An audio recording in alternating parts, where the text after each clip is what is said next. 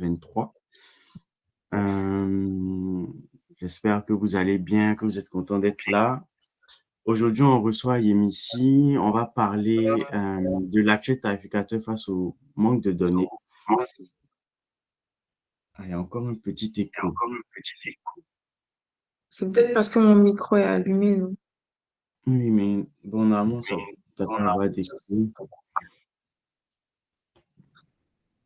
Attends, je regarde.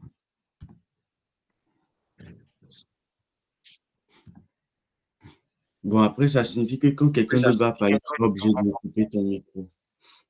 Il ne faut pas Ok, qu'il y ait pas de les... souci. Ok, donc aujourd'hui, on va parler de l'actuel tarificateur face au manque de... Il y a l'écho, en fait. Ok, merci. Bon, quelques petits réglages techniques. Donc, on va parler de l'actuel tarificateur face au manque de données. Ça sera très orienté assurance par moment, mais l'objectif, c'est vraiment de discuter de façon générale de comment est-ce qu'on fait quand on a un manque de données, quand on doit prendre des décisions, quand on doit faire une certaine activité ou certaine modélisation. On va essayer d'élargir un peu la discussion pour pouvoir savoir exactement comment est-ce qu'il faut réagir quand il y a un manque de données ou quand on a de la donnée mais qui ne correspond pas exactement à ce dont on a besoin comme données. Donc voilà, je vais te laisser te présenter et puis enchaîner directement avec ta présentation. Bonsoir à tous. Je sais pas si vous m'entendez bien. Yes, on Là, c'est t'entend bon, il n'y a bien. plus d'écho quand je parle. Non, quand toi tu parles, il n'y a pas d'écho. Ok, ça C'est quand marche. les autres parlent. Donc, bonsoir à tous. Moi, je m'appelle Yémissi Adejuma. Je suis actuaire Pricing PNC au sein de Moonshot Insurance. Et donc là, en fait, je suis là ce soir pour vous parler de l'actuaire tarificateur face au manque de données. Donc, comme Mula l'a dit, en fait, on va essayer de parler du manque de données en général. Après, c'est vrai que l'accent sera parfois mis sur le manque de données dans les systèmes de pricing. Ouais. Donc, sans plus tarder, je vais passer la présentation. Vous me dites si vous voyez mon écran. Non, c'est bon. OK.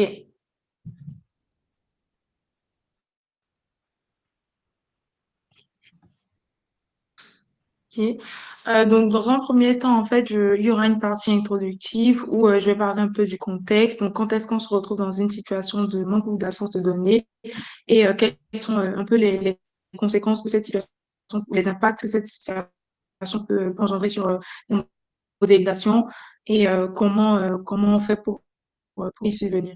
En deuxième partie, je vais parler des solutions alternatives à l'absence de données. Donc, c'est juste quelques solutions que j'ai explorées ou dont j'ai déjà entendu parler pour pallier au manque de données.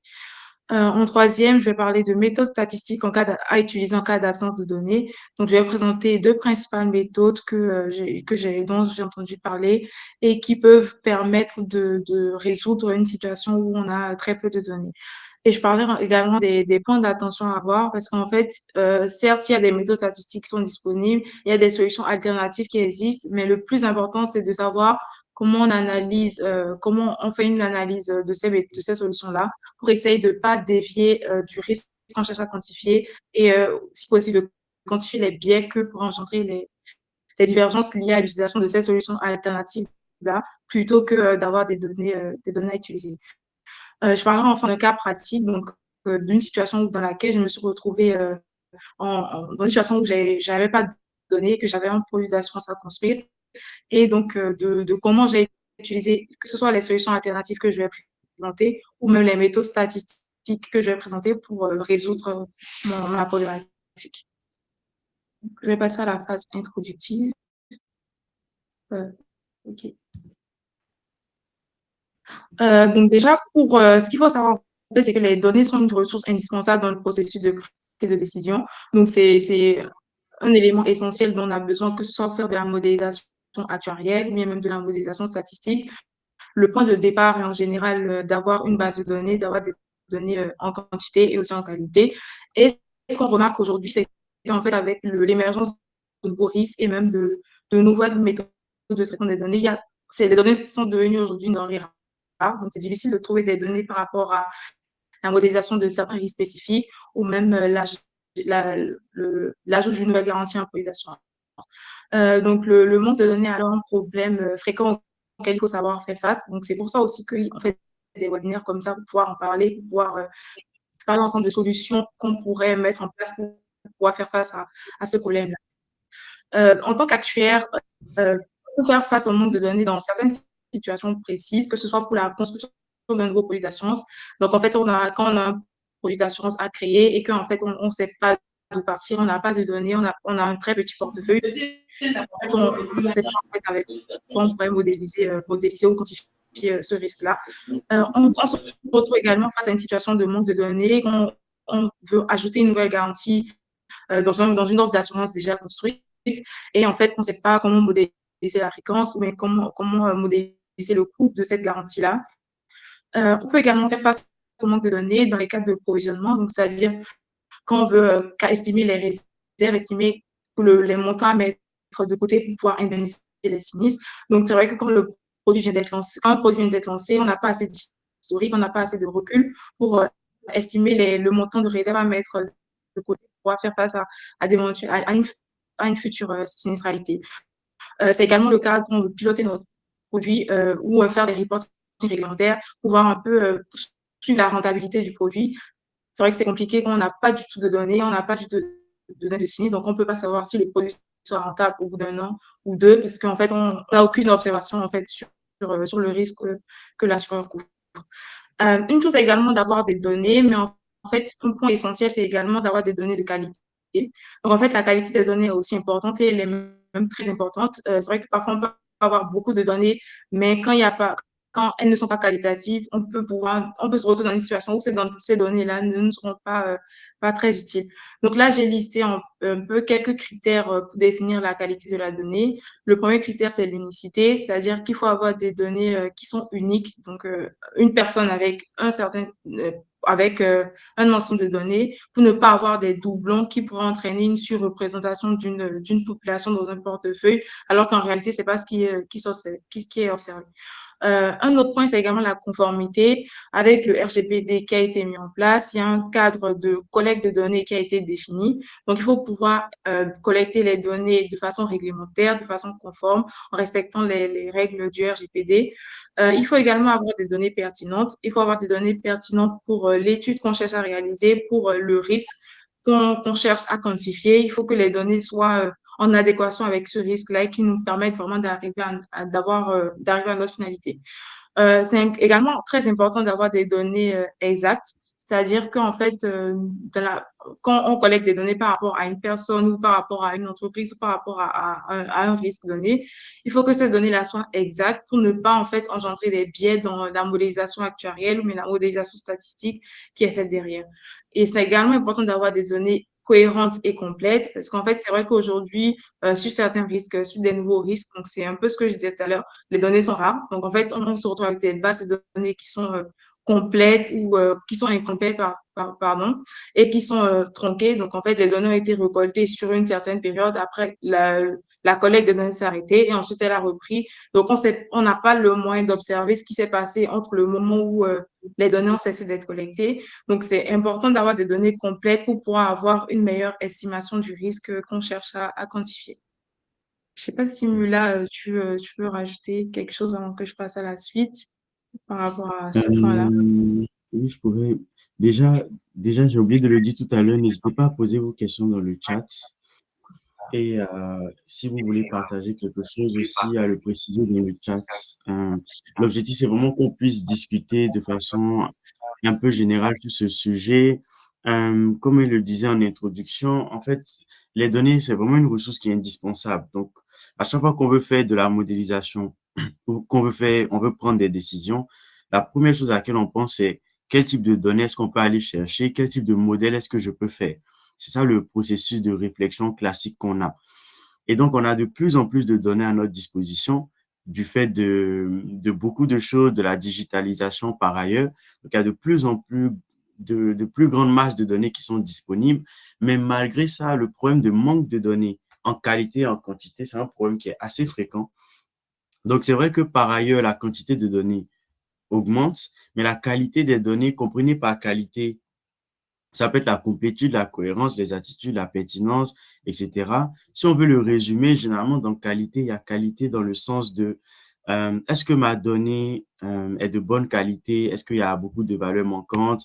Est-ce qu'il y a beaucoup de valeurs aberrantes? Est-ce que vraiment le phénomène que je suis censé mesurer, les mesures que j'ai sont cohérentes avec les mesures que je suis censé avoir dans ce phénomène? Ça, c'est le premier plan de la qualité.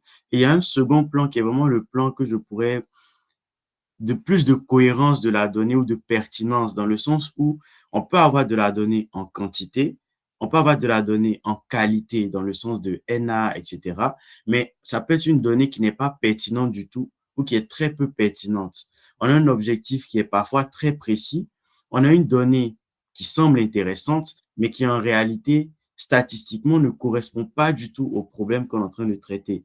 Et c'est vraiment c'est quelque chose qui arrive très, très souvent. On a beaucoup de données, mais le processus de digitalisation, il s'est enclenché avant le processus de modélisation statistique. Donc, en fait, on n'est pas dans le cas où, comme par le passé, on avait des modèles statistiques et on s'assurait que ces modèles collent à la réalité. Aujourd'hui, on est vraiment dans le cas où il y a eu énormément de données parce que nos process sont en ligne, parce qu'on a digitalisé ceci, on a digitalisé cela, parce qu'il y a l'open data. Donc, on a des données par ailleurs, mais on veut ensuite faire la statistique sur ces données. Donc, on veut adapter les données aux problèmes qu'on a. Et donc, on se retrouve avec un problème de manque de données, mais surtout sur la pertinence. Et moi, je pense, donc c'est sur ça que je voulais un peu attirer l'attention. Donc, en dehors de ces cas-là, comme elle le disait, quelquefois, on peut avoir des problèmes de manque de données parce qu'on travaille sur un sujet qui est un peu trop spécifique ou quelque chose qui est assez nouveau ou qu'on veut étudier un sujet mais qui n'a pas encore été assez étudié. Donc, il n'y a pas le recul pour avoir de la donnée de qualité sur ce pont-là. Donc, en général, on se retrouve soit avec soit un manque de quantité tout court, soit vraiment une qualité qui est soit déplorable en termes de complétude, soit déplorable en termes de pertinence. Voilà un peu ce que je pourrais, juste pour développer un peu plus ce que tu as dit. N'oublie pas de réactiver ton micro.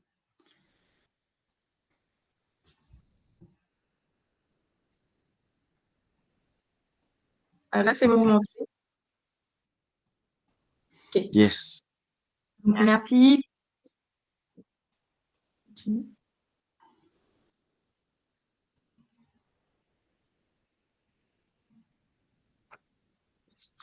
Donc, en fait, là, je continue un peu sur ce que tu disais par rapport à la pertinence des données. Tout ça pour dire qu'en fait, ce qui est très important aussi, c'est la qualité et la fiabilité des données qu'on collecte. Donc, quand on a des données de très bonne qualité, en fait, ça peut parfois même compenser la quantité des données. C'est vrai que parfois, on se retrouve dans des situations où on a très peu de données, mais quand elles sont de qualité, qu'elles collent vraiment au risque qu'on cherche à quantifier, qu'on cherche à mesurer, ça peut parfois être suffisant sans avoir à chercher des méthodes alternatives pour compléter les données que l'on a. C'est également important d'avoir des données qualitatives parce que parfois, ça nous permet, en tout cas, quand je me mets dans la peau de quelqu'un qui a un pricing à faire, qui veut pricer un risque, c'est parfois important parce que ça permet d'avoir une meilleure connaissance des caractéristiques du risque parce qu'on passe plus de temps à analyser le risque parce qu'on n'a pas que des données à injecter dans un modèle de machine learning qui va tourner et qui va nous sortir des résultats interprétés. Mais là, vraiment, il y a une grande analyse sur la structure du risque qui est effectuée, les caractéristiques, les conséquences que ce risque a engendré. Tout ça dans le but de limiter au maximum le biais qu'on peut avoir, que peut engendrer le fait qu'on n'ait pas énormément de données. Donc voilà. Et je ne sais pas si tu veux continuer là avant que je parle de l'impact ou des conséquences que pourrait engendrer le fait qu'on ait très peu de données d'observation dans une modélisation. Mais je suis plus ou moins d'accord avec toi sur le fait en général, quand il y a moins de données, on passe plus de temps sur la qualité parce que justement, il n'y a pas le gros volume en fait qui nous prend beaucoup de temps. On va faire l'analyse de données, les modèles, etc. Donc, on commence à se concentrer un peu plus sur ce qu'on peut avoir, le peu qu'on peut avoir, qu'est-ce qu'on peut en faire, quel type de modèle je peux aller chercher qui correspond bien à mon phénomène. J'ai introduit un peu une notion tout à l'heure que je vais réintroduire. C'est une notion en statistique que j'aime bien. il y a sûrement déjà plein de personnes qui m'ont entendu parler de ça. C'est le fait que, en fait, au départ, quand on faisait les statistiques, pour ceux qui font un peu de statistiques, vous allez vous rendre compte qu'en fait, quand vous avez étudié les statistiques à l'université, il y avait vraiment plein de modèles qu'on étudiait qui correspondaient à un phénomène très précis. Donc, tu as le modèle de durée de vie, tu as un modèle de ceci, tu as un modèle de cela. Il correspond très précisément à un phénomène.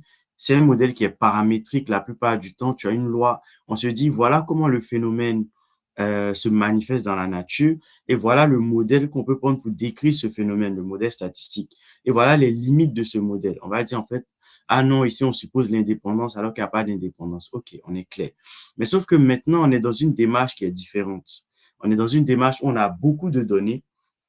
On ne fait pas d'hypothèses paramétriques. On n'essaie pas de comprendre comment le phénomène se produit dans la nature. On fait l'hypothèse que les données suffisent pour représenter la réalité. Et donc, ça crée un peu, c'est pas un biais, c'est juste un changement de paradigme de modélisation où la quantité vient compenser en fait euh, la connaissance statistique qu'on pouvait avoir par le passé. Donc, on a une compensation un peu comme ça. Et le fait qu'il y ait un manque de données, ça nous oblige un peu à repartir dans la façon dont on faisait les statistiques avant. Et on peut un peu avoir perdu cette habitude parce qu'aujourd'hui, avec les machine learning, etc., on a un peu perdu l'habitude de se dire, ah, j'ai pas beaucoup de données. Imaginez les gens qui faisaient des tables de mortalité il y a de cela 100 ans, 150 années. Très, très peu de données. Donc, j'ai très peu de données. Qu'est-ce que je peux faire qui est qualitatif? Donc, je vais aller sur du paramétrique. Je fais un modèle statistique qui est cohérent, qui a certes des limites, mais que je vais bien étudier pour vraiment bien comprendre où est-ce que ça ne va pas, où est-ce qu'il y a des limites. Et voilà, je vais faire en sorte que ça marche.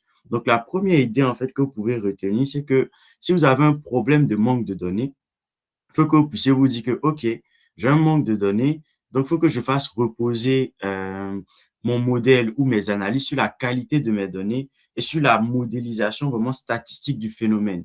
En fait, on peut faire un modèle statistique avec peu de variables, mais il faut juste qu'on ait peu de choses à estimer dans le modèle.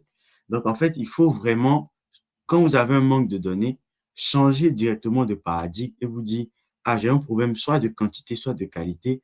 Qu'est-ce que je fais? Il faut que je simplifie au maximum mon approche et que j'aille regarder en fait dans les approches classiques de modélisation statistique, quel modèle paramétrique je peux récupérer pour le faire coller à mon phénomène. Quelquefois, juste une moyenne glissante, juste un modèle linéaire, ça peut vraiment vous résoudre de très, très gros problèmes, alors que si on veut aller plus loin, ça va pas du tout fonctionner. Maintenant, une des questions, en fait, qu'on s'était posé avec Yémissi, qu'on était en train de réfléchir à cette introduction, c'est est-ce qu'on a toujours besoin de données? Bon, on a converti le PPT en PDF, donc on voit plus l'animation. C'est pas grave. C'est un mème assez connu. C'est le gars qui, il y a plein de points d'interrogation qui sautent autour de sa tête. C'est est-ce qu'on a vraiment tout le temps besoin de données? C'est aussi une question qu'il faut se poser. Il y a quelques semaines, quand on a travaillé avec les données déséquilibrées, on s'était posé la même question. Est-ce que c'était toujours un problème d'avoir des données déséquilibrées? Donc, posez-vous la même question. S'il n'y a pas de données, il peut y avoir des cas vraiment où c'est évident, la raison pour laquelle il n'y a pas de données évidentes, vous étudiez un problème qui n'a jamais été étudié, vous n'avez pas de données, ça peut se comprendre. Mais il faut vraiment, à un moment donné, avant de se lancer dans plein d'analyses, se demander, est-ce que pour ce problème, j'ai vraiment besoin de données? On va voir tout à l'heure les alternatives. Est-ce qu'il n'y a pas un proxy que je peux faire facilement ou qui est utilisé déjà? Est-ce que vraiment mon problème, c'est pas un problème déterministe où il me faut juste une formule, où il me faut juste un avis d'expert, il me faut juste un calcul pour trouver le résultat. Il y a vraiment plein de petits cas comme ça, que ce soit du point de vue statistique ou du point de vue métier, où on n'a pas toujours besoin de beaucoup de données. On a juste besoin de deux, trois informations. Mais vu qu'on est un peu trop orienté modèle, modèle, modèle, on finit par se dire, ah non, il faut que moi aussi je fasse un modèle, il faut que je fasse aussi gradient boosting, il faut que je fasse aussi G-boost. Donc finalement, on veut trouver des données pour faire des modèles, alors qu'en réalité, on n'en a pas toujours besoin. Donc, prenez aussi le recul de vous dire, j'ai un problème, il manque des données. Est-ce qu'il n'y a pas une autre solution alternative? On va en voir quelques-unes. Est-ce qu'il n'y a pas une solution alternative qui peut vous permettre de vous passer de données, en tout cas à court terme, pour avoir de premières réponses dans vos différentes problématiques? Et par la suite, on va développer. Quand il n'y a pas de données, quelle alternative? du point de vue métier, du point de vue statistique, on va développer aussi par la suite. Ah, merci, merci Mula. Oui, je suis d'accord avec toi sur ce point. C'est vrai qu'il y a pas, tout le temps on se dit forcément il faut faire un modèle, donc il faut des données, alors qu'il y a des situations où on n'a pas de données, justement parce que le risque est nouveau ou c'est une situation nouvelle, donc forcément c'est normal qu'il n'y ait pas d'historique et donc penser automatiquement à ces solutions alternatives-là, plutôt que d'essayer de forcément de faire tourner des modèles avec de faire quantité de données sans même regarder la qualité de la donnée, et qui est un point essentiel, comme on l'a dit. Et là, je vais parler un peu des impacts du manque de données, des conséquences qui sont liées à ce phénomène-là ou à cette problématique-là. Donc déjà, quand on a très peu de données, c'est difficile de créer des modèles, c'est difficile de faire tourner nos modèles. Donc, en fait, ça peut conduire à une mauvaise quantification du risque et à des modèles actuariels qui sont mal calibrés. Donc, par exemple, je me remets dans la peau de quelqu'un qui veut faire de la tarification. Quand on n'a pas de données, on ne peut pas bien segmenter le tarif. Donc, forcément, on se retrouve à attribuer des niveaux de primes qui sont pareils à tous les assurés du portefeuille, alors qu'ils n'ont pas le même profil de risque, pardon.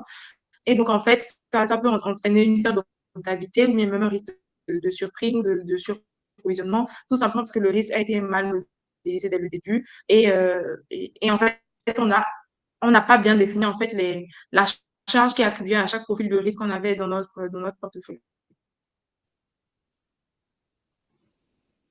Je vais passer à la suite. Donc, sans plus tarder, je vais vous présenter en fait quelques solutions alternatives au manque de données qu'on a repérées et dont on va discuter ici.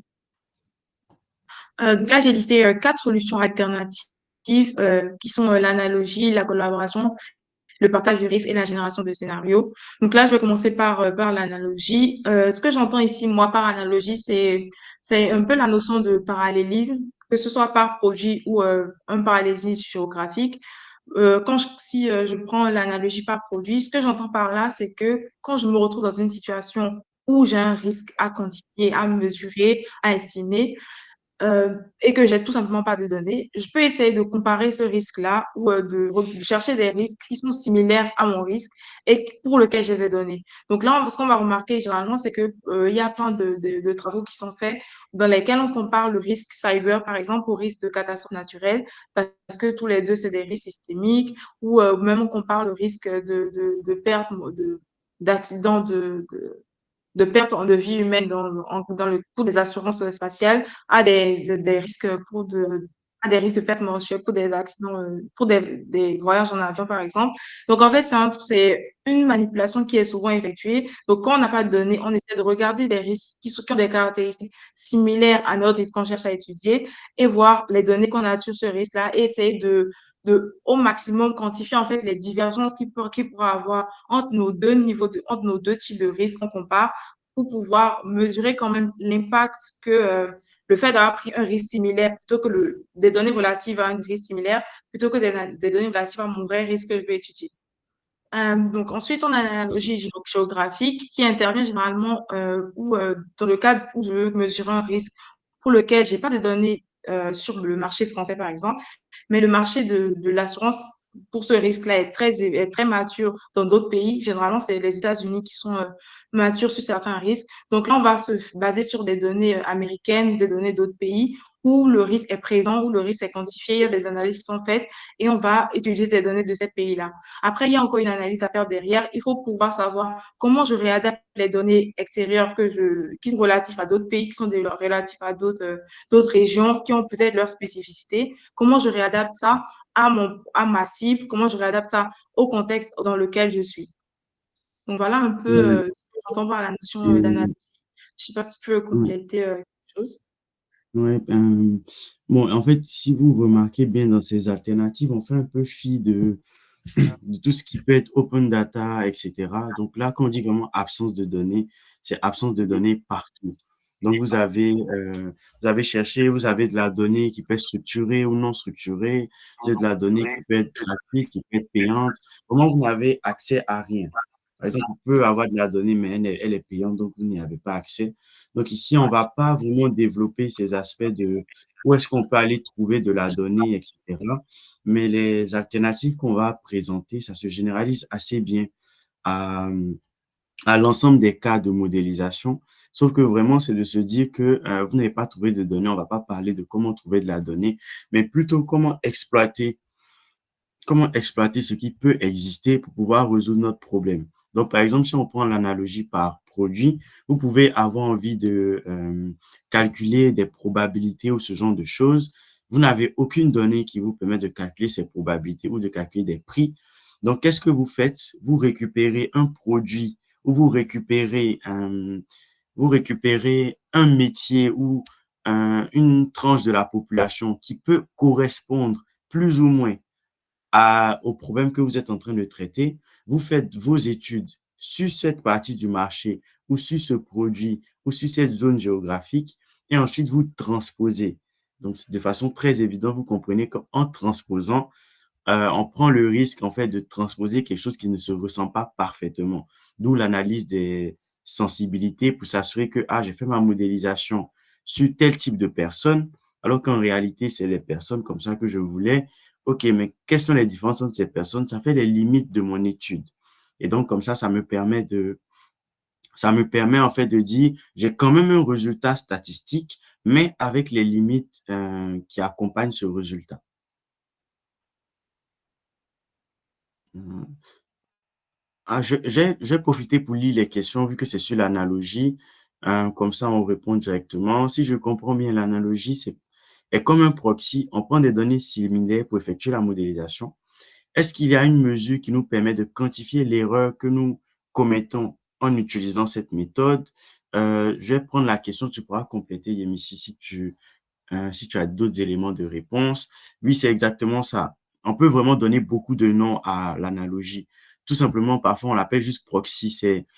J'ai besoin en réalité de la moyenne, non, le taux de chômage par ville, je l'ai pas. Je prends le taux de chômage France, je fais un ratio avec la population par ville, j'ai un ratio. Alors que je sais que c'est pas du tout vrai. Le taux de chômage à Paris, je peux pas le comparer au taux de chômage, je sais pas, à Nice, par exemple, ou à Marseille.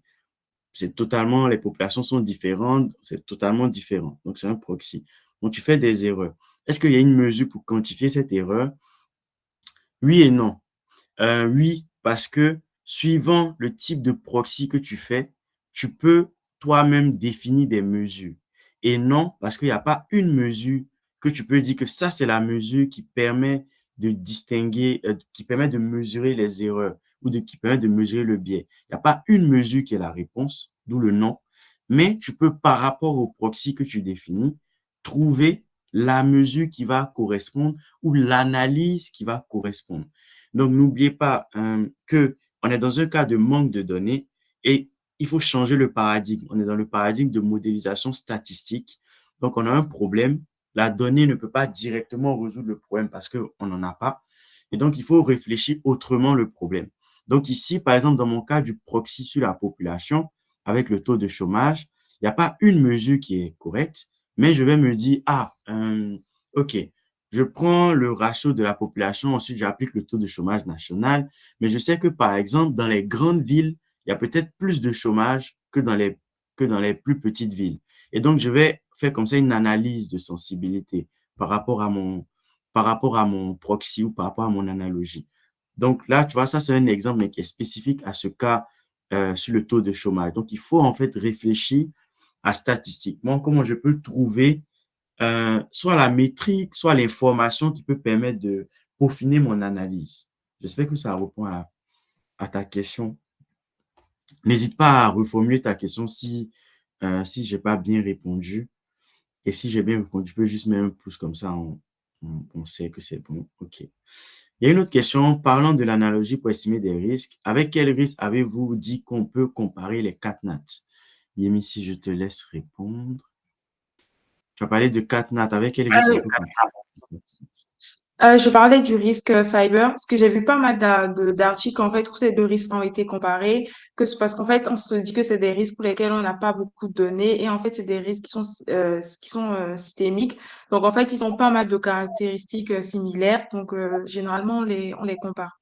Après, le plus important, c'est comme Mula l'a dit, il n'y a pas de mesure spécifique pour se dire comment je mesure les divergences entre les deux risques que j'ai comparés. Le plus important, ça va être vraiment de se noter qu'il y a ces divergences-là pour pouvoir, dès qu'on aura des données, qu'on va alimenter les données, pouvoir corriger ces erreurs-là, améliorer nos estimations au fur et à mesure et même définir la propre mesure, comme Mula l'a dit, sur laquelle on veut se baser pour mesurer nos risques.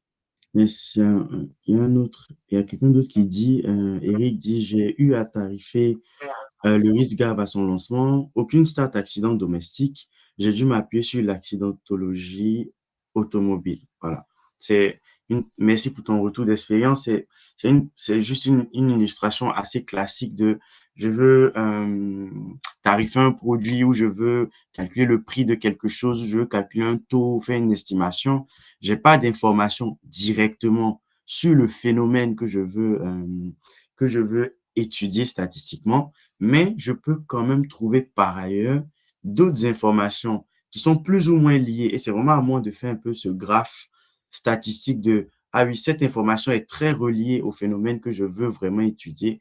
Et donc, il n'y a pas beaucoup de biais, il faut juste que j'étudie cette sensibilité particulière. Donc, c'est vraiment au cas par cas. Je ne sais pas s'il y a d'autres questions. N'hésitez pas à rajouter vos questions au fur et à mesure. S'il y a d'autres questions, je pense qu'on peut passer à la collaboration en attendant. Ok. Donc, je vais passer à la collaboration. L'étape de la collaboration rejoint un peu ce qu'on disait en début de présentation, c'est qu'à chaque fois, quand on a des données, on veut tout le temps directement se lancer dans les données, dans les modèles statistiques, injecter ces données-là et pouvoir voir ce qu'on en sort. Alors qu'en fait, quand on est dans une situation où on a une estimation à faire, pardon, que ce soit pour quantifier un risque, que ce soit pour estimer une fréquence ou un coût, c'est très important de très bien connaître en fait ce qu'on cherche à modéliser. Donc en fait, l'étape de la collaboration, même quand on a des données, elle peut être très importante parce qu'en fait, elle consiste à recourir à l'expertise de différents acteurs qui connaissent, qui ont une bonne connaissance du risque que je cherche à modéliser. Ça peut être des gestionnaires de sinistres qui vont expliquer en fait dès qu'ils ont un sinistre, quels sont les cas de sinistre qu'on a, quelles sont les situations, comment ils gèrent ces situations-là, quel montant ils appliquent en face, ou encore des souscripteurs qui ont une bonne connaissance des caractéristiques du produit, les garanties qui sont incluses, comment ça se passe aussi sur le marché. Ça va être plus avec les souscripteurs ou les commerciaux, pour avoir, nous, du côté modélisateur, on va dire, des éléments pour pouvoir analyser notre risque, pouvoir quantifier, pouvoir savoir quand on a des valeurs aberrantes, pouvoir savoir quand les estimations qu'on fait ne sont pas bonnes, ne sont pas fiables, ne sont pas tout simplement viables. On peut également parler à des chercheurs, à des économistes ou même à des directeurs scientifiques qui ont déjà fait des études sur le sujet et qui pourraient nous partager les résultats qu'ils ont eus pour pouvoir nous permettre d'affiner nos modélisations et d'avoir une meilleure estimation en fait de notre risque. Je ne sais pas si tu veux rajouter quelque chose ou je passe à la suite. Tu es en mute. Pardon. Yes, j'ai mis un résultat dans le chat et il y a Eric en train de répondre. Donc, je vais profiter pour répondre à la question aussi avant de continuer. Oui, en fait, c'est très clair. C'est le cas. C'est le but de l'analogie. Donc, tu as des dégâts des eaux que tu veux étudier à Brest. Tu as des données de Rennes. Tu te dis que c'est à peu près dans la même zone géographique. Donc, voilà, c'est plus ou moins proche. Tu peux faire un proxy, mais tu sais que c'est pas exactement ce que tu veux étudier. Donc, tu n'as pas le vrai phénomène et donc il faut faire un redressement. Mais pour pouvoir faire le redressement, comme Eric le dit si bien, il faut bien comprendre le phénomène réel sous-jacent. C'est ce que je disais, il faut repartir au paradigme de modélisation statistique où il faut comprendre le phénomène et trouver le modèle qui va permettre de répondre. Et pas juste de mettre des choses dans un modèle et de récupérer des résultats. Il faut maintenant travailler soit le modèle, soit la modélisation statistique pour vraiment coller à ce qu'on est en train de faire ou approximations qu'on est en train de faire. Donc, par exemple, dans ton cas ici, en fait, il n'y a pas de méthode parce que ça dépend du phénomène. Par exemple, tu dis dégâts des eaux Rennes-Brest. Peut-être qu'en fait, à Rennes, il y a 2 fois plus d'appartements, il y a 2 fois plus de logements communs ou de grands logements locatifs qu'à Brest.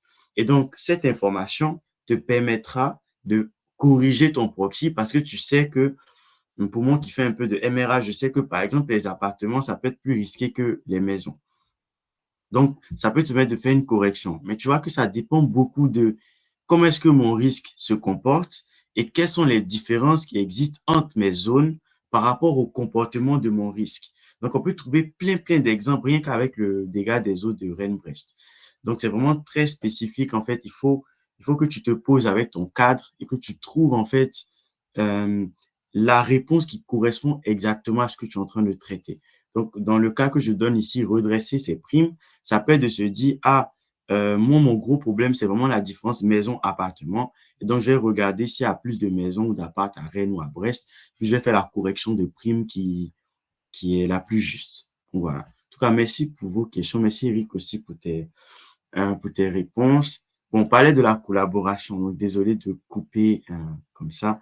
Donc, par rapport à la collaboration, avant de passer au partage du risque, si vous avez des questions dessus, moi, ce que j'ai compris, c'est vraiment que j'ai pas de données, mais j'ai des gens qui ont une expertise ou qui ont peut-être de la donnée, mais à laquelle je ne peux pas avoir accès directement et qui vont, avec leur expertise, me permettre de résoudre mon problème ou me permettre de trouver les informations pertinentes pour ma modélisation ou pour compenser mon manque de données.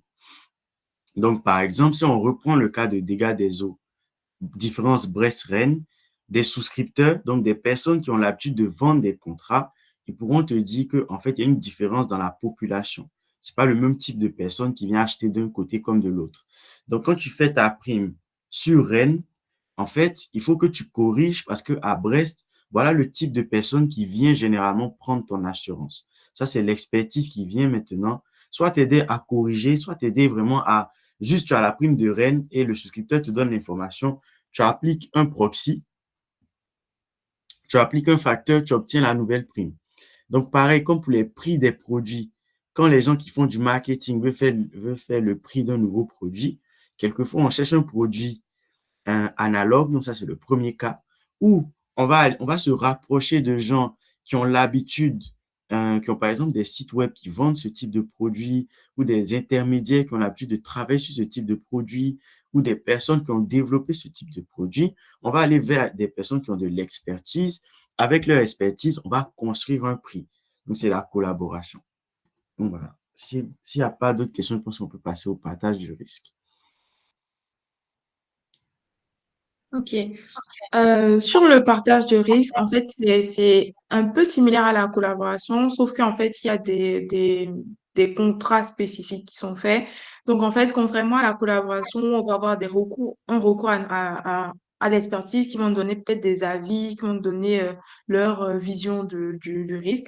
Là, on va vraiment voir des partenaires qui sont expérimentés. Donc, bon, là, c'est un peu plus dans le cas de l'assurance, où on va voir des réassureurs qui vont qui vont porter une partie du risque. Et donc, nous, en tant que chargé de modélisation, ça va nous permettre de réduire le risque qu'on couvre, qu'on porte, donc de limiter un peu la perte, en fait, on va dire, au lancement du produit. On peut également voir des assureurs qui vont partager le risque, donc c'est plus dans les cas de coassurance ou se diriger vers des cabinets de conseil qui ont peut-être de l'expertise sur le sujet, qui ont déjà travaillé sur le sujet et qui ont des données, des modèles déjà construits par rapport à ce risque-là, et donc qui pourraient intervenir et nous permettre d'affiner nos estimations ou d'avoir une meilleure quantification de notre risque. Donc, je vais passer à la suite, sauf s'il y a des questions, parce que moi, je ne vois pas le chat. Non, il n'y a pas de questions. Je pense que tu peux continuer. OK. La dernière approche ou alternative dont je vais parler ici, c'est la génération de scénarios qui va en fait enfin, qui va en fait constituer à construire des scénarios extrêmes, c'est-à-dire on se retrouve dans une situation où on a par exemple un risque à modéliser et on n'a pas du tout de données sur ce risque-là. Donc en fait, on pourrait imaginer un scénario, un cas de scénario extrême et voir en fait combien ce scénario-là va coûter. Donc ça, c'est généralement fait dans les cas de catastrophes naturelles ou bien même dans les cas d'assurance cyber où en fait on essaie de modéliser une attaque par ransomware ou une attaque du cloud et voir en fait quel impact ça a sur le portefeuille. Donc ça, c'est l'analyse, ça rejoint le deuxième point dont j'allais parler, qui est l'analyse de l'impact de ces scénarios générés pour voir en fait quel est l'impact de ce scénario qu'on a créé là sur le portefeuille, quelle perte ça engendre sur le portefeuille, si ça arrive, quelles sont les mesures qui sont mises en place pour faire face à ces scénarios extrêmes. Donc, voilà. Je sais pas Voilà, si voilà. tu veux, tu veux tout ça ajouter. Il y a une question dans le chat, encore sur la OK. partie collaboration. Peut-être, en fait, avant de répondre, je vais lire la question pour que tu puisses y répondre. Avant, on va rebalayer rapidement les points. OK. Donc, en fait, on a fait l'analogie, la collaboration, partage du risque, génération de scénarios. Comme je disais au tout début, on fait fi du fait d'aller chercher de la donnée, de d'autres sources de données où on n'est pas habitué à aller. Par exemple, ça peut être de l'open data ou ça peut être de la donnée non structurée, etc. Mais il y a aussi un élément, donc ici, quand on parle de génération de scénarios, Michel a parlé de construction de scénarios extrêmes, analyse de l'impact des scénarios générés. En fait, dites-vous que quand vous avez un problème de manque de données, ne vous dites pas, c'est pas un problème rédhibitoire. En fait, ce qui est rédhibitoire, c'est de ne pas être capable de définir ou de mesurer les limites de ce qu'on est en train de faire. Donc, si vous avez un manque de données, il vous manque des taux de chômage, il vous manque des primes, il vous manque, peu importe ce qui vous manque, il vous manque des statistiques, il vous manque une variable. Il faut être capable de produire quelque chose et de pouvoir justifier et de pouvoir mettre en avant les limites de ce que vous avez produit. Donc, par exemple, dans génération de scénarios, ça peut être que vous avez besoin de données. Je reprends l'exemple du taux de chômage de tout à l'heure avec des niveaux de taux de chômage. Vous n'avez pas d'informations. Aucune analogie n'est possible. Aucune collaboration, aucun partage de risques. Donc, il faut trouver une solution pour produire des résultats et analyser la limite de ces résultats. On fait qu'on génère des scénarios. Ça peut avoir l'air très compliqué, mais ça peut être vraiment aussi simple que de dire que je suppose que la sortie de mon modèle, il n'y a que 5 sorties possibles et c'est taux de chômage très élevé, élevé, moyen, faible, très faible. Et en fait, je fixe des taux moi-même, vu que je suis incapable de les modéliser. Je fais une analyse d'impact par rapport au niveau de taux que j'ai fixé. Et puis, en fait, on se retrouve avec des résultats où on a présenté, c'est pas des sorties de modèles, c'est des hypothèses quelque part. On a généré des scénarios suivant des hypothèses. On fait toute l'étude statistique en se basant sur des données qu'on a nous-mêmes générées ou sur une hypothèse qu'on a nous-mêmes faite. Et puis, par rapport à cette hypothèse, on donne des résultats avec les limites qui sont associées. Donc, quand vous avez un problème de données, Open Data, ça ne marche pas, personne ne peut vous trouver de la donnée, vous êtes incapable de trouver un analogue, une collaboration, pensez aussi au scénario. Si vous n'avez pas de proxy à faire, pensez au scénario. Je suppose que mon taux, il est à tel niveau, voilà les 3 niveaux possibles. Je fais toutes mes études par rapport à ce niveau et hop, je fais les niveaux d'impact. C'est très important, ça fait plusieurs fois que je le répète, mais je vais le répéter quand même. Euh, c'est très important que vous vous rendiez compte qu'en fait, c'est comme ça qu'on a fait les statistiques pendant très longtemps. Dans le sens où, bon, je vais pas trop rentrer dans les modèles actuariels, il y a des personnes qui font pas forcément de l'actuariat dans l'auditoire, mais par exemple, on dit on va utiliser une loi de Poisson, on va utiliser une loi normale, une loi binomiale négative pour modéliser un phénomène parce qu'on pense que c'est la loi qui fonctionne. Donc, on fait une hypothèse. On suppose que la loi va fonctionner. Donc, la loi permet de générer les événements. Avec cette supposition, on fait toutes les analyses, on sort tous les résultats. Et quand on finit de sortir tous les résultats, on dit, en fait, on a fait une hypothèse, voilà les résidus par rapport à une hypothèse, voilà la limite de l'étude. Donc, en fait, ne vous bridez vraiment pas à prendre des hypothèses, à faire des scénarios, parce que tant que vous êtes capable de quantifier la limite de ce que vous avez fait, c'est pertinent d'aller vers cette solution quand vous n'avez pas d'autre choix. Maintenant, je prends la question il y en a deux maintenant, il y en a une autre. Au niveau de la collaboration, quel serait l'arbitrage à mener entre la prime des modèles et le prix donné par les gestionnaires? Yémissi, je ne sais pas si tu veux prendre la question. Au niveau de la collaboration, quel serait l'arbitrage à mener entre la prime sortie des modèles et le prix donné par les gestionnaires?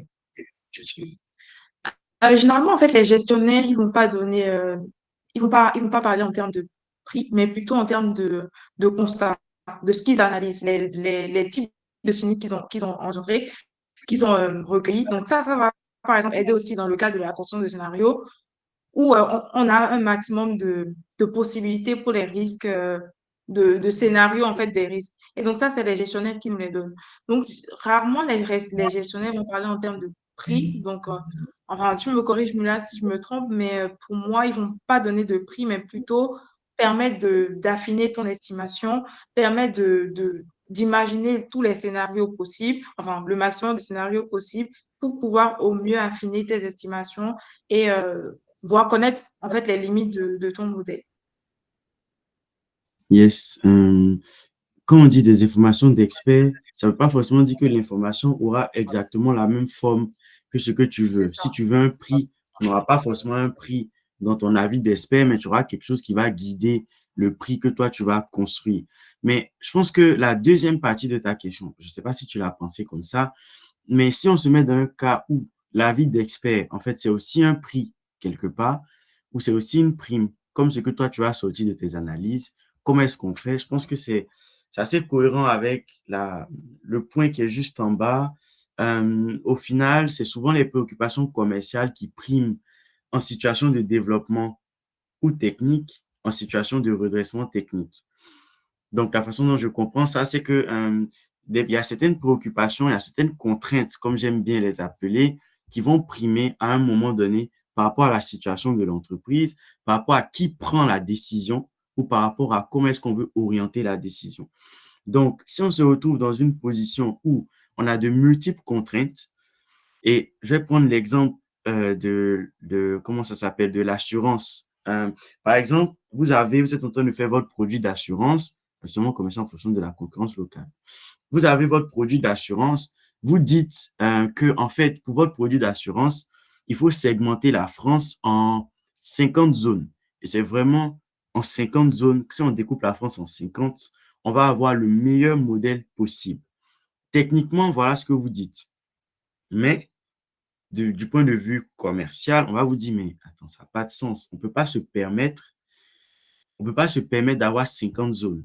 Donc, en fait, la contrainte commerciale, quand elle va se croiser avec votre analyse statistique ou avec la contrainte statistique d'avoir 50 zones, au moment de prendre la décision, quelqu'un va trancher. Généralement, la contrainte commerciale va prendre le dessus justement quand on est en situation de développement, ou la contrainte technique va prendre le dessus si on se dit, ah non, on a vraiment laissé passer trop de choses, il faut resserrer.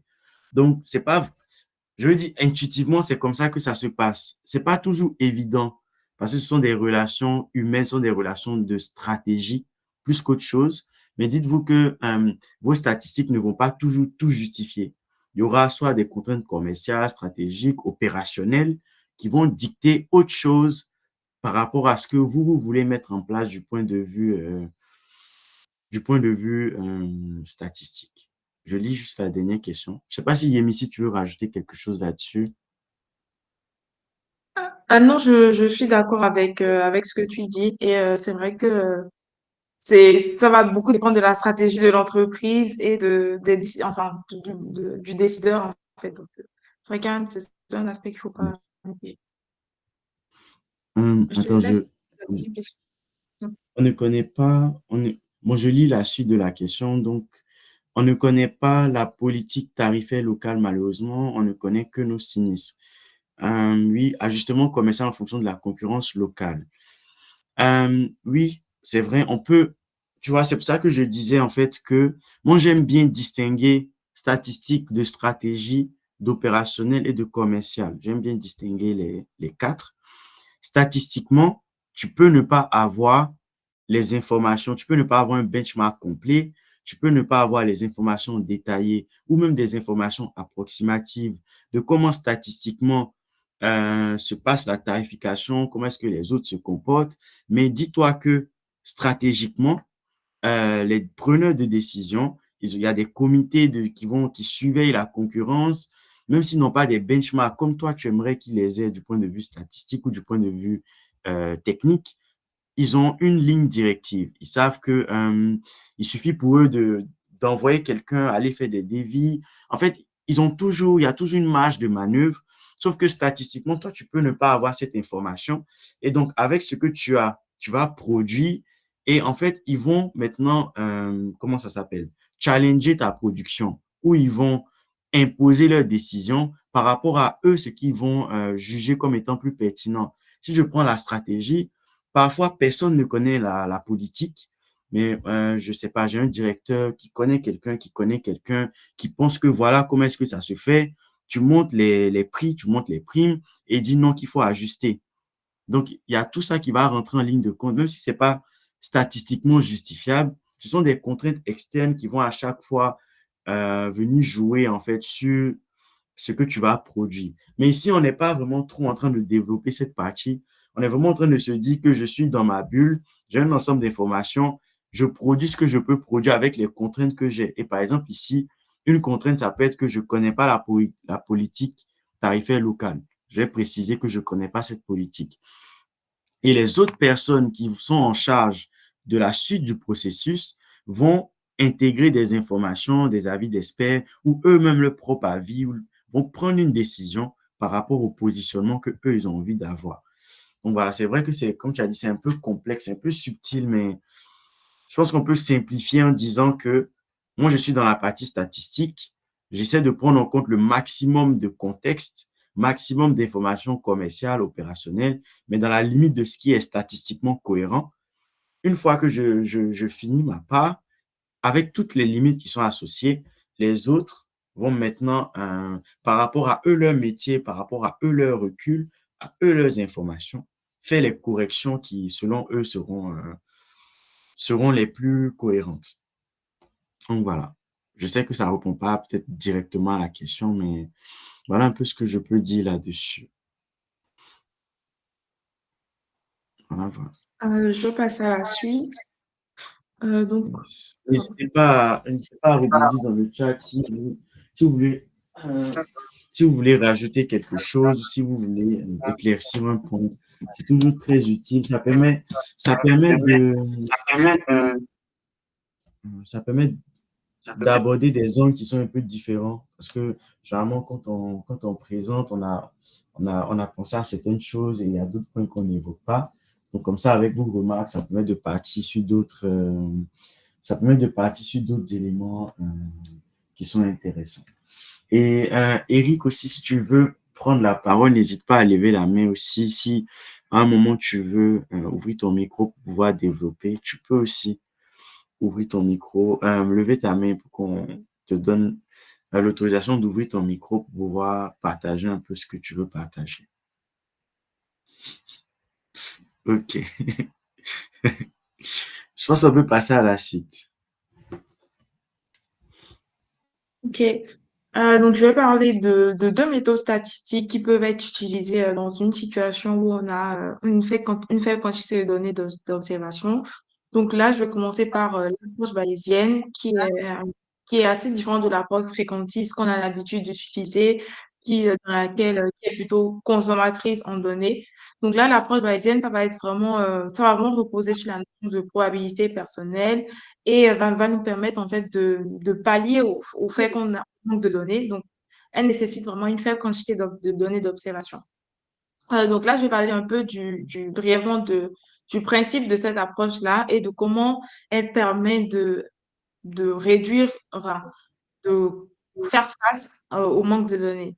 Donc, en fait, pour l'approche bayésienne, on a besoin de données d'observation. Donc, comme vous pouvez le voir sur le deuxième graphe, j'ai essayé de faire un graphique qui permet de comprendre le processus, l'application de cette approche-là assez facilement. Donc, on a besoin dans un premier temps de données d'observation, même si elles sont en faible quantité, c'est tout l'intérêt de l'approche. ces données d'observation-là vont nous permettre d'avoir une loi des observations qu'on a, donc, et qu'on va combiner avec une information a priori. Donc, l'information a priori, en fait, ça va être toute information qu'on peut avoir sur notre paramètre d'intérêt. Ici, le paramètre d'intérêt, je ne l'ai pas précisé, mais c'est le θ. Et bon, je reprends sur ce que je disais sur l'information a priori. C'est toute information relative à notre paramètre d'intérêt et qui ne viennent pas des données d'observation qu'on a ici. Donc, en fait, l'information a priori, on peut l'avoir à l'aide de jugements d'experts. Donc, c'est un peu ce qu'on expliquait tout à l'heure dans les alternatives où on a la collaboration avec des experts. Donc, ces experts-là vont nous donner une estimation du paramètre d'intérêt, ce qui va nous permettre d'obtenir une densité de probabilité a priori. Généralement, ce qu'on fait, c'est que quand on a la loi de nos observations et qu'on a notre information a priori, on utilise ce qu'on appelle des lois conjuguées pour avoir notre fonction de densité de probabilité a priori. Ensuite, tout ça, on combine à l'aide du théorème de Bayes pour avoir la densité de probabilité a posteriori, qui sera la loi de notre paramètre d'intérêt. Donc, pour résumer un peu ce que je viens de dire, on est dans une situation où on a très peu de données et on veut avoir une estimation je prends par exemple θ, qui est la fréquence, je reprends l'exemple de Mula, le taux de chômage. Sauf qu'en fait, on a des experts qui nous permettent d'avoir une estimation du taux de chômage. Donc, on combine cela à l'aide de ce qu'on appelle le théorème de Bayes pour avoir la loi de notre paramètre d'intérêt. Voilà un peu pour la présentation de l'approche bayésienne. Je ne sais pas si c'est clair. Et n'hésitez pas si vous avez des questions.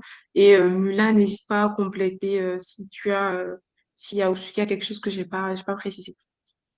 Non, j'ai pas grand-chose à dire là-dessus. Je pense que c'est assez clair. C'est juste un cadre statistique où on peut mêler des observations avec des informations a priori. Voilà, c'est juste des informations a priori. Ça peut être une distribution, ça peut être des probas, ça peut prendre des formes très, très diversifiées. J'ai des observations. Comment est-ce que je fais en sorte de mêler les deux dans un cadre statistique cohérent? Je pense que en bas, quand il y aura le cas, on pourra reparler plus en détail de façon pratique, comment est-ce que ça s'utilise. D'accord. Ensuite, je vais passer à la deuxième méthode statistique. Donc, la deuxième méthode statistique dont je vais parler ici, c'est la méthode de GAN, donc Generative Adversarial Network, qui est une modélisation générative qui est basée sur des méthodes d'apprentissage statistique, donc du deep learning, et qui se compose de deux sous-modèles. Donc, en fait, on a deux modèles. Un modèle générateur qui va générer des données qui ressemblent à des données au dataset d'apprentissage. Donc, comme je le disais, c'est un peu comme le modèle bayésien où on a de très faibles quantités de données d'observation. Donc, l'objectif, c'est de pouvoir compléter ces données-là. Donc là, ça se fait à travers deux modèles. Donc, le modèle générateur, que, comme je disais tout à l'heure, va générer des données qui ressemblent aux données qu'on lui donne en entrée. Et le modèle discriminateur qui va, lui, tenter de classifier ces données-là. Donc, en fait, ces deux modèles-là sont un peu dans un type de jeu à somme nulle où l'un essaie de générer des données et l'autre essaie de tenter de, tente de classer ces données-là pour savoir lesquelles sont réelles ou lesquelles, c'est-à-dire lesquelles sont issues du données d'observation qu'on lui donne en entrée et lesquelles ont été générées par le modèle générateur. Ensuite, le principe de cette approche, bon, là, je l'ai un peu expliqué en 6 points, je l'ai un peu résumé en 6 points. Et on commence d'abord, ça va d'abord être le modèle générateur qui va analyser les données d'entraînement qu'on lui donne en entrée et identifier les attributs de ces données-là. Ensuite, le discriminateur, lui, il va également analyser ces données d'entraînement et faire une distinction indépendante entre les attributs des données. Par la suite, le générateur après ça se fait pas souvent un cycle linéaire comme ça, mais c'est vraiment séparé par étapes pour comprendre le principe de l'approche. Le modèle générateur, lui, va modifier certains attributs des données qu'on lui a données en entrée en y ajoutant du bruit ou des modifications aléatoires pour pouvoir permettre de créer de nouvelles données, en fait. Et ces données seront transmises au discriminateur et qui va calculer la probabilité que la sortie générée, c'est-à-dire c'est ce que je disais tout à l'heure par rapport à la classification, il va calculer la probabilité que chaque sortie générée appartienne au jeu de données d'origine ou au jeu de données généré. Donc, l'idée, en fait, c'est que ces deux modèles concurrencent pour pouvoir générer de nouvelles données qui sont authentiques et qui sont fiables. Donc, ce type de modèle est généralement utilisé pour générer des images. Donc, il y a pas mal de travaux qui sont faits là-dessus, où en fait, on lui donne des images en pré et ils génèrent de nouvelles images qui sont vraiment comme des personnes qui existent, alors qu'en fait, c'est des personnes, des photos de personnes qui sont créées grâce à des modèles, juste parce qu'on a des modèles, des photos de vraies personnes qui existent. Ça permet également de générer des données d'entraînement pour des modèles. Donc, c'est typiquement notre cas ici, où en fait, on n'a pas de données. Donc, on a des modèles où on veut entraîner, et sur lesquels on veut entraîner des données. On peut utiliser les modèles GAN pour pouvoir générer ces données d'entraînement-là. Ça permet également de générer des modèles 3D à partir de modèles 2D ou encore de compléter les informations manquantes dans un jeu de données. Donc, je suppose par exemple que j'ai une base de données où j'ai des individus qui ont des sinistres et d'autres qui n'en ont pas, mais je veux estimer la fréquence de sinistre, mais j'ai très peu de données de sinistralité. Je peux utiliser les modèles GAN pour pouvoir générer des données fictives relatives à des contrats sinistrés pour pouvoir un peu équilibrer ma base de données, pouvoir faire mon estimation. Hmm. Voilà Ok. un peu pour Un la peu présentation des modèles. pour ceux qui ont suivi nos toutes premières présentations, on en avait un peu parlé quand on parlait des classes déséquilibrées. Donc, je vais répéter à peu près les mêmes choses. Quand vous faites de la génération de données, faut que ce soit vraiment très rigoureux. Faites-le avec une très, très grande rigueur. Ne vous dites pas que c'est la solution miracle. Malheureusement, il y a beaucoup de gens qui se disent, ah oui, c'est la solution miracle, ça fonctionne. Paf, on le fait. Et puis, voilà, on a des résultats exceptionnels. C'est pas comme ça que ça marche. C'est une méthode comme une autre. C'est une méthode qui peut échouer, qui peut à peine fonctionner, comme qui peut bien fonctionner. Mais c'est vraiment, il faut utiliser ces méthodes de rééchantillonnage ou ici de génération avec rigueur. Maintenant aussi une autre remarque, donc avec les LMM, donc ChatGPT par exemple, on a vu on voit un aspect assez particulier des générateurs qui est vraiment très très à la mode. C'est très important de ne pas oublier que avant ça, on a les GAN et que c'est une partie qui est aussi très intéressante et très puissante, même si c'est pas autant en vogue que ce qu'on retrouve dans les modèles de langage, mais c'est vraiment quelque chose de très puissant, de très intéressant pour générer des individus qui se ressemblent, pour vérifier que des individus se ressemblent, pour calculer des corrélations. On peut faire vraiment des choses très, très intéressantes avec rien que le concept qu'il y a derrière les GAN. Donc, il y a vraiment plein de packages, plein d'outils qui existent. Donc, voilà, ne vous fermez pas cette porte aussi bon, si je veux générer, c'est que c'est pour générer du texte, mais il y a vraiment, en tout cas, je sais que sur Python, je sais pas pour R, mais sur Python, il y a vraiment plein de trucs intéressants pour générer, pour calculer des choses, pour calculer des différences, vraiment beaucoup de choses intéressantes, donc ne fermez pas cette porte-là. Non, il y a pas de, il y a pas de, il y a pas d'autres questions dans le chat. Merci Lucas pour la ressource que tu as partagée. Je pense qu'on peut passer à la suite. Ok, merci. Donc pour la suite, avant de parler du cas pratique qui va nous permettre de voir un peu comment on peut mettre en application tout ce qui a été dit précédemment, là, en fait, je vais parler des points d'attention à avoir, qui va être un peu un résumé de tout ce qu'on a précisé à chaque fois qu'on parlait de chaque alternative, qui va permettre de voir en fait à quoi on doit faire attention. En vrai, là, je vais dire à quoi on doit faire attention quand on utilise des sources alternatives, mais en fait, on doit également faire attention à ces points-là quand on a des données. C'est important de prendre du recul sur les données qu'on a, même quand on n'en a pas, et de pouvoir faire des analyses cohérentes, de pouvoir vraiment essayer de connaître au maximum le risque qu'on cherche à estimer et le risque qu'on cherche à quantifier. Donc, le premier point dont je vais parler ici, c'est l'étude de sensibilité, qui est une étude qui est quand même très commune, qui se fait couramment. Donc, c'est-à-dire que je vais, par exemple, estimer une prime pure pour une assurance quelconque.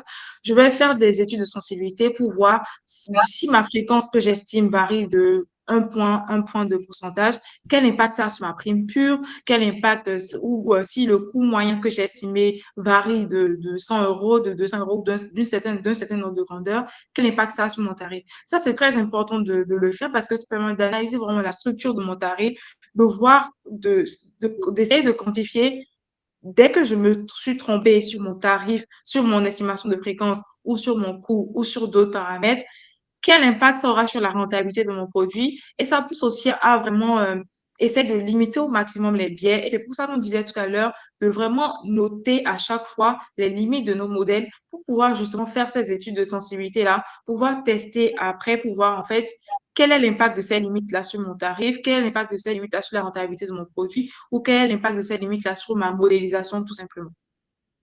Un autre point important à garder en tête, c'est que quand on se retrouve dans une situation où on n'a pas du tout de données et qu'on utilise des méthodes alternatives comme ça, c'est important quand même d'essayer de combiner différentes méthodes, de tester différentes méthodes, tout en gardant des méthodes qui restent cohérentes en lien avec l'étude que j'ai réalisée. Ça permet de voir un peu d'avoir un peu un risque de méthode, si je peux dire ça comme ça, pour voir en fait, quand je passe d'une méthode à une autre, est-ce que j'ai des écarts et essayer surtout de comprendre ces écarts-là. Pourquoi la méthode de fréquence, l'approche fréquentiste me donne un tarif et l'approche bayésienne, par exemple, me donne un autre tarif? À quoi ces écarts sont dus? Quelle est la méthode qui me donne le meilleur résultat? Est-ce que je ne peux pas combiner ces méthodes? Est-ce qu'il ne faut pas plutôt faire une moyenne des résultats obtenus de ces deux méthodes, etc. Donc, ça, c'est quand même une approche à explorer à chaque fois qu'on essaie de faire des modélisations et qui peut s'avérer très importante. Il y a également un ajustement qualitatif à faire. Donc, c'est-à-dire, en fait, il faut, dès qu'on sort nos informations, dès qu'on sort nos prix purs ou qu'on sort nos estimations de fréquence, il faut pouvoir, ça rejoint aussi l'étude de sensibilité, faire l'étude de sensibilité, analyser la structure de ce qu'on obtient, comment on ajuste, comment on limite le risque, que ce soit par la mise en place de franchise ou la mise en place de plafond, vraiment vérifier l'impact de tous les paramètres du modèle et comment je les ajuste pour pouvoir avoir un risque qui est soutenable pour l'assurance.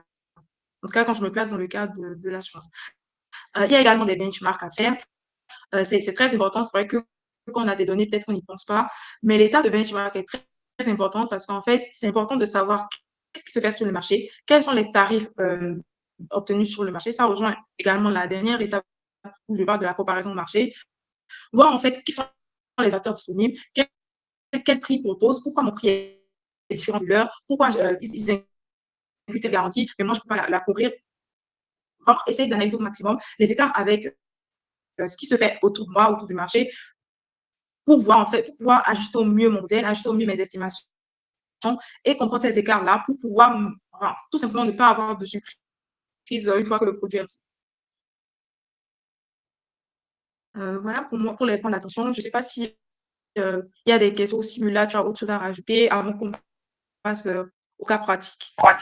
Non, je pense qu'on peut passer au cas pratique. Ok.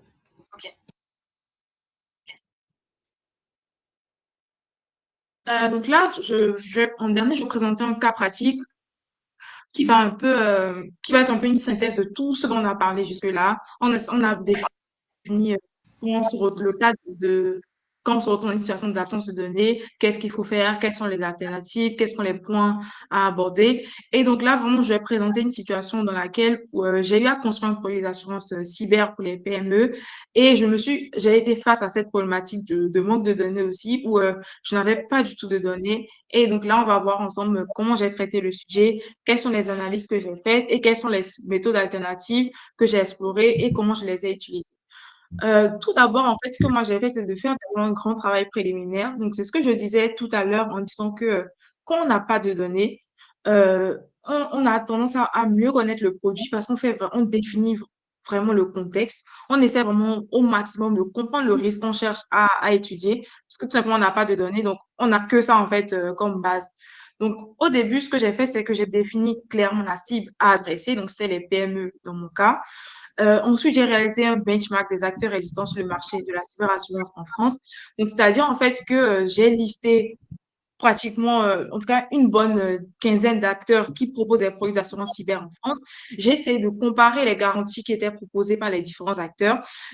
Tout ça pour identifier en fait s'il y avait des garanties qui étaient précisément pour les PME et les TPE et des garanties qui étaient précisément pour les grands groupes pour au mieux vérifier en fait à quoi la cible que je vise, c'est-à-dire les PME, est exposée.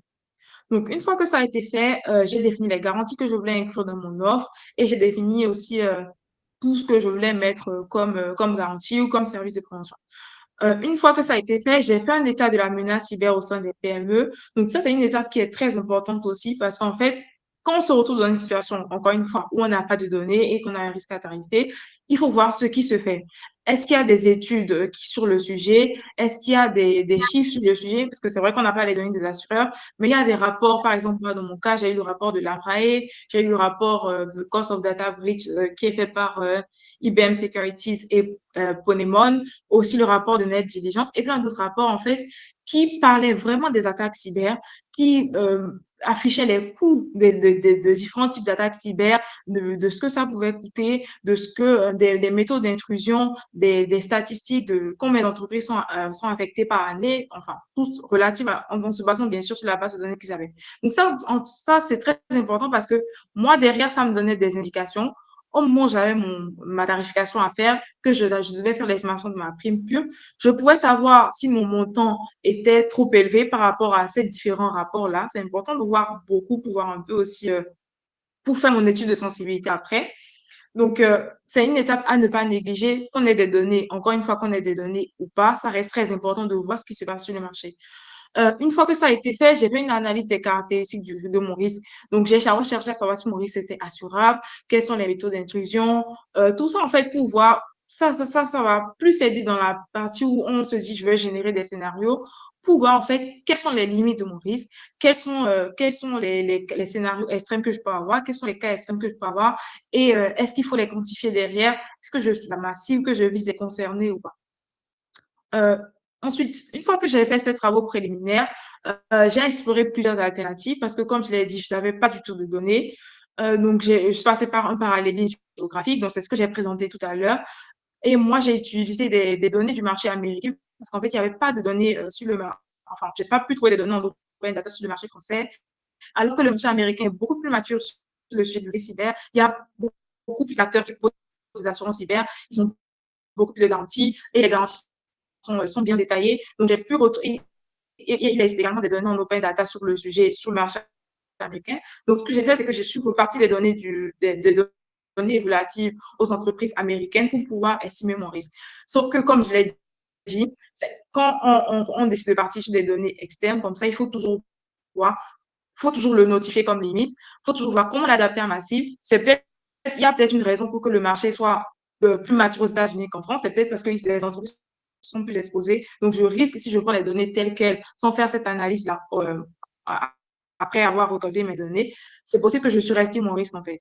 Donc, j'ai également exploré le parallélisme par produit, où, en fait, j'ai essayé justement de comparer le risque cyber au risque de catastrophe naturelle, parce que j'ai vu que c'est quelque chose qui se faisait pas mal sur le marché. J'ai vu qu'il y avait plein d'articles sur le risque cyber qui en parlaient. Sauf qu'en fait, moi, je n'ai pas pu le mettre en œuvre parce que je n'avais pas de risque de données sur le risque de catastrophe naturelle non plus. Je suis également passée par la collaboration. J'ai échangé énormément avec des experts en cybersécurité, que ce soit pour définir les services de prévention que je voulais inclure dans mon offre, pour pouvoir réduire au maximum le risque, mon risque, des commerciaux pour pouvoir, c'est également eux qui m'ont aidé dans l'établissement de mon benchmark, pour pouvoir définir les garanties que j'inclus, les limites des garanties, qu'est-ce que eux ils observent de leur côté, quelles sont les garanties qui sont les plus souscrites, etc. J'ai également pu échanger avec des directeurs scientifiques qui ont travaillé énormément sur le risque cyber pour pouvoir voir en fait les divergences que eux ils ont eues dans leurs différentes analyses, les points d'attention à avoir, pour pouvoir en fait me donner un avis d'expert de modélisation du risque cyber, on va dire. Ensuite, j'ai exploré l'approche par scénario parce qu'en fait, tout naturellement, j'ai pensé à comparer le risque cyber au risque de pandémie.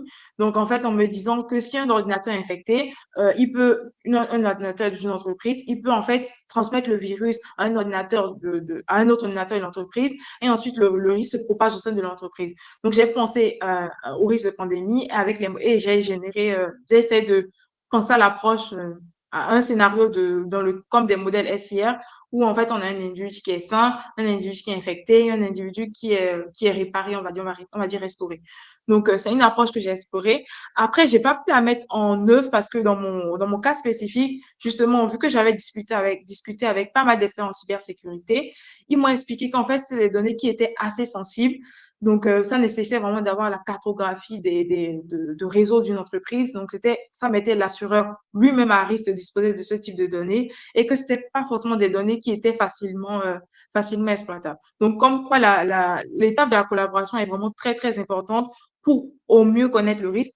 Même s'il y a des données, toutes les données ne sont pas exploitables. Ensuite, sur les méthodes statistiques explorées, moi, j'ai utilisé ici la méthode, les modèles bayésiens pour estimer la fréquence d'une garantie de perte d'exploitation. C'était une garantie qui était incluse dans l'offre d'assurance que j'avais construite. Donc, en fait, ici, ce que moi j'ai fait, c'est que j'avais des petites données d'observation. Donc, c'était les données relatives au marché américain, comme je le disais tout à l'heure. Et pour la partie où il fallait rajouter une information a priori, un avis d'expert, j'avais déjà discuté pas mal avec des experts en cybersécurité qui m'ont donné, eux, leur vision du risque. Donc, ils m'ont permis d'avoir, en fait, une estimation de la fréquence de perte d'exploitation à la suite d'une cyberattaque.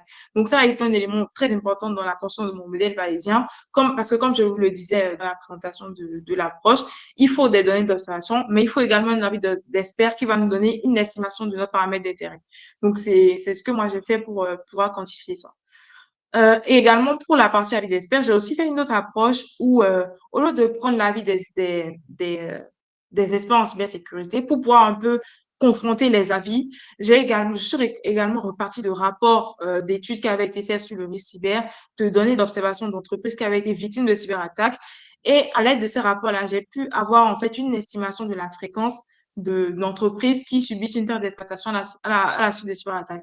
Donc, j'ai confronté les deux avis et au final, mes deux modèles me donnaient des résultats assez similaires. Donc, ce qui m'a permis d'être un peu plus confiante dans mon estimation de sinistralité. En ce qui concerne les ajustements qualitatifs, j'ai mis en place une franchise et un plafond d'indemnisation. Ça, c'est un peu le point que j'évoquais tout à l'heure quand je parlais des ajustements qualitatifs. C'est important de pouvoir encadrer son risque. Ça permet aussi de réduire les anti-sélection, aller à morale. Mais en tout cas, quand on n'a pas donné, c'est important de pouvoir l'encadrer, de savoir en fait les limites de risque. J'ai également fait des études de sensibilité et analysé la structure de mon tarif. J'ai regardé de combien mon tarif variait quand je modifie ma fréquence d'un point, quand je change. Et ça rentre aussi dans le cas où j'ai comparé en fait les avis de deux experts pour voir en fait à quel point je tombe quand j'ai des avis d'experts différents. J'ai également clairement définir les limites de chacun des modèles que j'ai construits pour pouvoir au mieux corriger ces limites-là dès que j'ai les données qui arrivent, dès que mon produit est lancé. Comment je reviens sur mon modèle? J'ai déjà les limites qui sont listées. Je sais je sais forcément le paramètre, en tout cas à peu près le paramètre qui a pu faire fausser mon estimation et c'est celui-là que je vais commencer à améliorer en premier. J'ai également fait une comparaison au marché. Il y a quelques acteurs français sur le marché français qui proposent des produits d'assurance cyber. Donc, j'ai regardé les tarifs. Je me suis comparée à profil de risque égal aux tarifs qu'ils proposaient pour voir si j'étais au-dessus des tarifs ou en dessous des tarifs et essayer de m'expliquer pourquoi. Est-ce que c'est lié au plafond qu'ils appliquent? Est-ce que c'est lié au niveau de franchise qu'ils définissent ou encore au chiffre d'affaires de l'entreprise, etc. Donc voilà un peu pour mon cas pratique et l'expérience que j'ai fait en tout cas en n'ayant pas de données. Et n'hésitez pas si vous avez des questions là-dessus.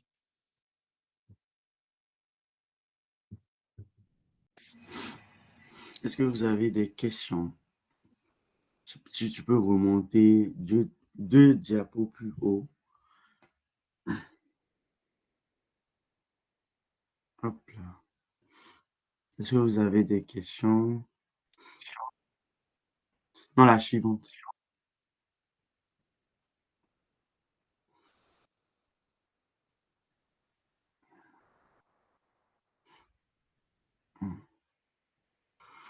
Ok. Bon, j'ai pas de questions non plus. Moi, j'ai pas de questions non plus en particulier.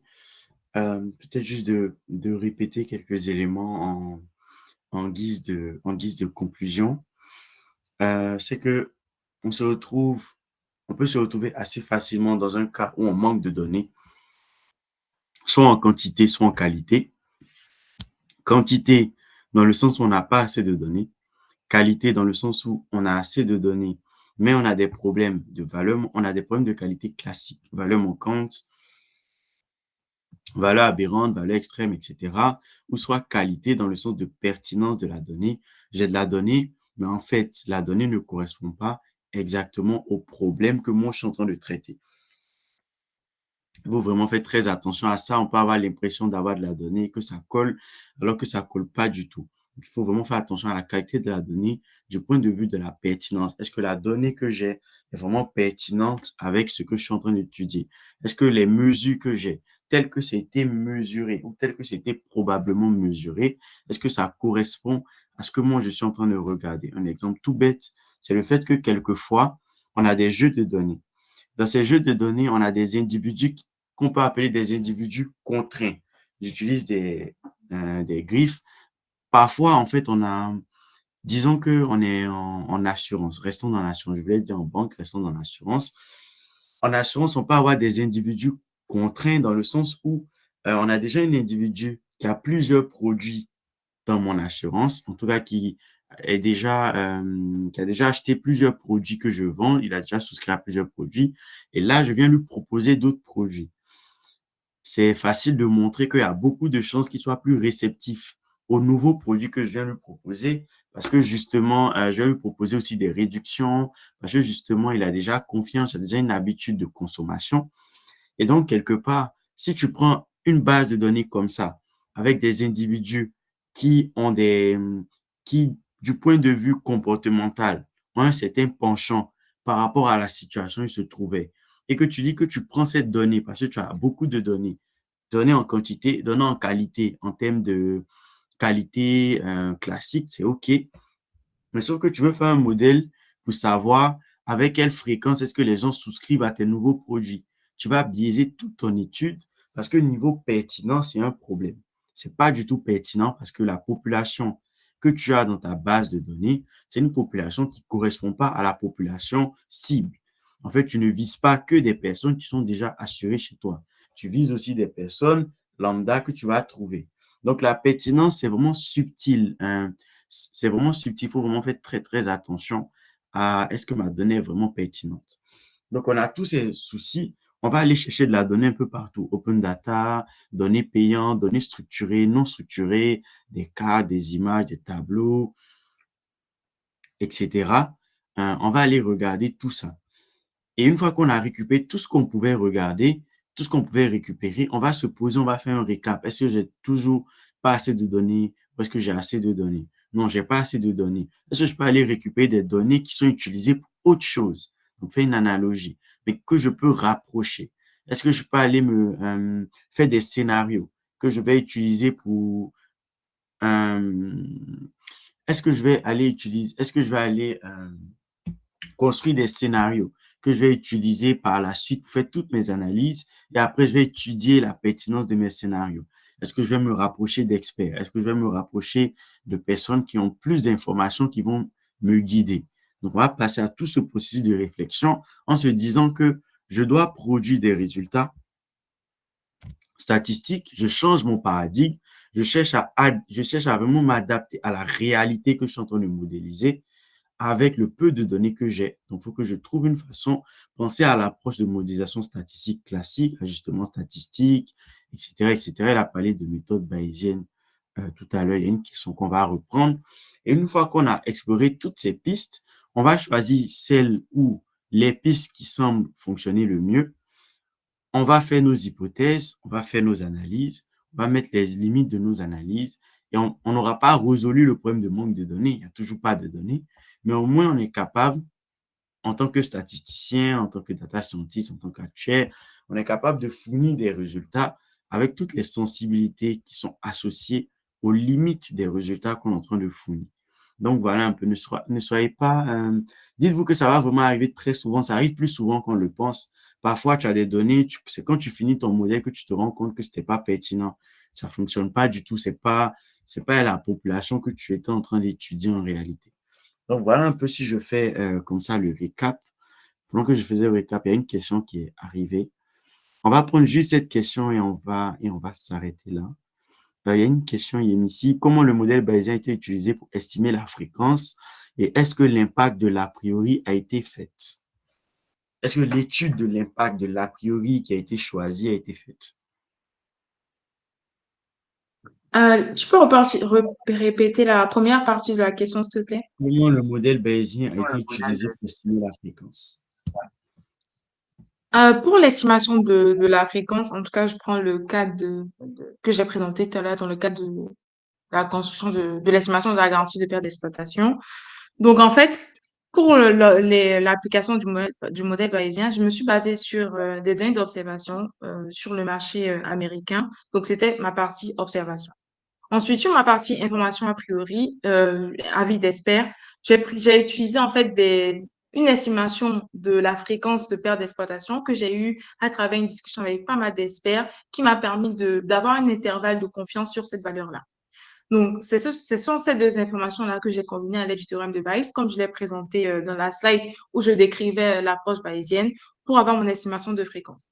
Ensuite, sur l'estimation de l'impact de l'a priori, ça a été fait parce que dans un premier temps, comme j'ai dit, en fait, j'ai comparé deux avis d'experts différents. Parce que la question est bienvenue parce qu'en fait, il y a deux types d'a priori. Soit on part sur un a priori informatif, c'est-à-dire qu'on a confiance en notre a priori, donc on a nos résultats. Soit on part sur une a priori non informative où on se dit qu'on connaît rien. Donc, cette étude-là, je l'ai effectivement réalisée déjà en utilisant deux experts différents. Donc, j'ai appliqué mon modèle bayésien de deux façons différentes pour pouvoir voir, en fait, est-ce que j'avais pas un a priori surconfiant qui pouvait, en fait, fausser mon estimation. Donc, je sais pas si ça répond à la question, mais Je pense que ça répond. Si vous n'avez pas d'autres questions, je vais continuer la conclusion. Donc, je disais au tout début, merci à vous, en tout cas, merci à tous pour votre attention. C'est le dernier Data Sunday de l'année 2023. On en a fait quelques-uns, je ne sais même pas exactement combien. En tout cas, sur la page du Data Sunday, vous pouvez voir, on en a fait quand même quelques-uns. On revient l'année prochaine en force. L'année prochaine, on va repasser directement sur LinkedIn. Donc, on va pas passer par Webeye. Ce sera plus pratique pour tout le monde, en fait. Ce sera directement sur LinkedIn. On aura la page de l'événement LinkedIn et la page alliage. Parce que sur la page alliage, on va ajouter les articles, les replays et on va ajouter les slides quand il y aura aussi les slides.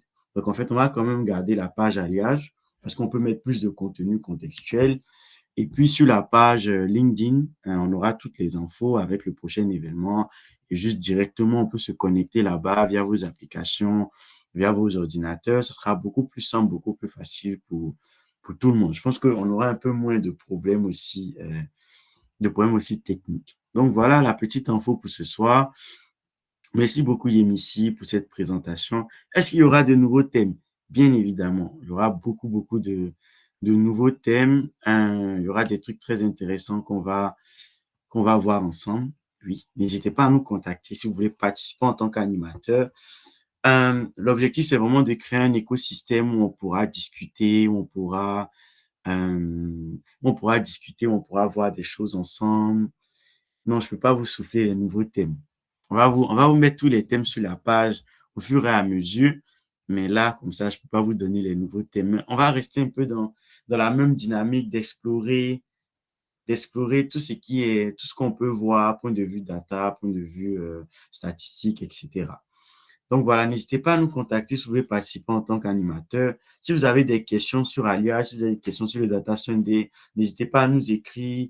Il y a les mails aussi sur le site, il y a nos LinkedIn, vous pouvez nous contacter. Et puis voilà, on sera ravis d'échanger avec vous et puis de vous intégrer éventuellement dans le programme 2024 qu'on est en train de faire. Donc, merci encore. Merci beaucoup, Yémissi, pour cette belle présentation. Et merci. puis, bonne soirée à tous et puis à très bientôt. Bonne soirée à tous, merci.